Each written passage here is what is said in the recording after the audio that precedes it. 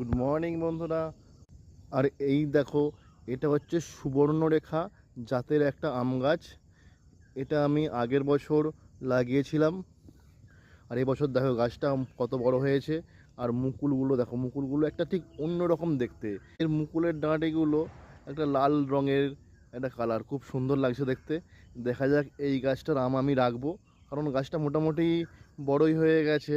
দেখা যাক এই আমগুলো কেমন দেখতে হয়, তোমাদের অবশ্যই দেখাবো।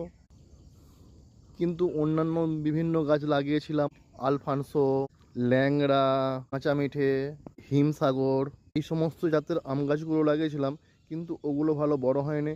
আর কিছু কিছু গাছেও তো মুকুল এসে গেছে, ওই মুকুলগুলো আমি রাখবো না। একমাত্র এই সুবর্ণরেখা গাছটারই মুকুল আমি রাখবো, বাদ বাকি কোনো গাছের মুকুল রাখবো না, কারণ ওগুলো আরও বড় হতে দিতে হবে গাছগুলোকে, তবেই তো মুকুল ভালো হবে, তবেই তো ওগুলোতে ভালো আম হবে।